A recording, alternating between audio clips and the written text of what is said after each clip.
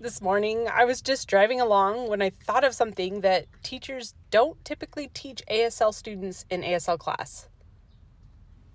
And I thought, that's strange. I wonder if there are any others. And more came to mind, and I thought, well, sweet. Why not make that my next video? So today's video starts with number 1, ASL grammar is flexible. In my experience, I rarely meet someone who signs pure ASL, meaning the ASL that you find in your textbook. It happens now and then, but most of the time it's on the spectrum between signed English and ASL. And it just depends on who you're chatting with. Why? Because every deaf person's background is different. Their linguistic experience growing up has differed greatly. I've mentioned this many times before, but maybe that person grew up in a hearing family, or maybe their family is deaf, yes, but they went to oral schools or signed English as their preferred language mode. So like Niall DeMarco, if you know who that is, he tends to sign English, pretty strong English, and follow English word order. And honestly, my signing changes to match who I'm signing with. So right now, I'm signing with you, an ASL student. So my sign is more Englishy. But if I'm in a deaf group, honestly, English is just thrown out. And really, it's not like classroom ASL is pure ASL either. Everyday conversational ASL is completely different. So maybe worry less about your grammar and focus your energy on having conversations with deaf. That's the best use of your time. So a quick interruption. I've noticed a lot of y'all think, but what if I've never met a deaf person before? Or I haven't had a conversation with a deaf person before. Where do I even start? I recommend going to InterSign University to have your first deaf conversation. You can pick the topic, but you get to just sit down, have a video chat, and converse with deaf. So that's what I recommend. All right, let's move on. Number 2, the term deaf community is a misnomer. In the country of Finland, they don't have a deaf community. They call it a signing community. Why do you think that is? Well, they recognize that native heritage signers, meaning they were born into deaf signing family, most of them are hearing. Of all deaf parents' children, 90% are hearing. 90%. So Finland calls it a signing community. And that includes interpreters, siblings of deaf, parents of deaf children, those who have functional deafness, so psychogenic deafness or cerebral palsy or Down syndrome. They recognize that deaf aren't the only ones that sign as their preferred language. There are others too. And funnily enough, now that I'm thinking about it, American Sign Language, American, itself is a bit of a misnomer too. So here in the United States, there are many sign languages, not just ASL, but Black ASL, Native American sign languages like Plains Indian Sign Language. There's also protactile in the deaf community, the deafblind community. So it's not just ASL used here. Also, America means not just the USA, but North America, as in Canada and Mexico. For example, in Canada, they have Quebec Sign Language, and they have various accents and dialects there too. Mexico has several sign languages, LSM being just one of them. Then you have Central America and South America, each that have a wide variety of sign languages. Number 3, fingerspelling is English. Now, most ASL teachers don't really talk about this, but fingerspelling is English with your hands. And fingerspelling stems from the written form of English. Sign languages, in their purest forms, are visual and gestural. They're not written, right? So fingerspelling is deeply rooted in written English. And yes, understand that ASL and English, they're separate languages, but they're not separate from each other. They're not two different worlds that never intersect, where hearing and deaf never meet. No, English and ASL are enmeshed every day. They influence each other.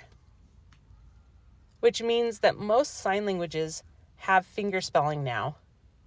And that's probably not going to change from here on out. But I think it's important to realize that fingerspelling is taken from written English and incorporated into sign. And honestly, you don't need fingerspelling. Now I know what you're thinking, but what about names or technical terms? What I mean is, if you visit a deaf village, when you enter, you'll see that there's no fingerspelling used. Why? Because it's not needed.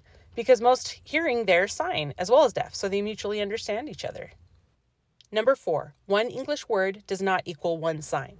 I can't tell you how many times I've posted a video where I teach signs, and then the comments come rolling in saying, "That's wrong, you signed that wrong." But you've got to understand, one word does not equal one sign. Plus, there are so many dialects out there. So, for example, what's your sign for strawberry? There are so many signs for strawberry here in the United States. So strawberry, strawberry, strawberry, strawberry, strawberry, strawberry. There's just so many. And I like to study those. I'm actually a nerd. I love analyzing how many. But it depends. It depends on your dialect. It depends on where you live. It depends on your deaf school. All these influence how different your sign is. And this concept applies to any language. If you know another language, spoken or written, you already know this. One word in one language does not equal one word in another language. It just doesn't. You can't seamlessly match them up. This concept is confusing for ASL students. But also, I've noticed for many deaf too. And so they sign, "Oh, that's wrong, that's wrong." So I've been trying to teach and help others understand this with videos like this one.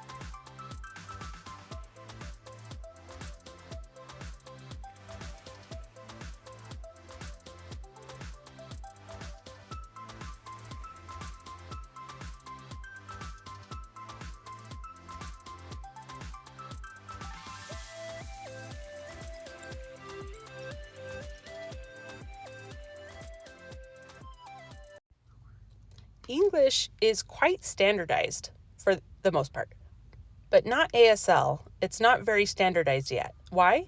Because English for maybe 1,000 years now has been documented and recorded in some form. It's been written down. So a standard English has been established. But it's a recent thing for ASL to be documented, really, since video was invented. So the last 100 years, 120 years tops, it's been able to be recorded in an effort to preserve it, which means it's more and more standardized. And that's frustrating for many ASL students. I feel bad for you. But it might help to know that it's frustrating for many deaf too. They think there should be just one sign for that, or one, we only need one. There's too many different ones. For me, in my opinion, I think it's beautiful to see the diversity and the variety, to not just have one sign. Everyone signs shrimp the same way, for example. They sign it many different ways. There's no one way, and that's beautiful to me. And honestly, textbook ASL is boring. It's not beautiful. It's sterile. It's bland, empty. It's dull. Seeing the variety is what's beautiful. The fifth thing you don't learn in ASL class is that not all deaf signers are fluent. This is the same with codas. Not all codas are equally fluent. You've probably seen on TikTok, you'll see many teachers online who picked up ASL later in life who might know some signs or they might know home signs. But I've got to give them credit because I know how hard it is to create content. It's super challenging, which I can understand. But I think it's really important to recognize that not all deaf people are fluent. But let me be clear. While yes, not all deaf are fluent, regardless, it's their preferred or primary language, and they deserve respect and not censure, in my opinion. So there you have it. 5 things that they just don't tell you in ASL class, but you need to know. Now it's your turn. What other things did you never learn in ASL class that now you realize, wow, that would have helped? Drop a comment and let me know. And if you're wanting to learn more in depth about any of these 5 points, I've made a free mini class at the link below. And if you're feeling motivated and ready for your first deaf conversation, I dropped the link for InterSign University below so you can sit down and have your first ever deaf chat. Yay! Thank you for watching.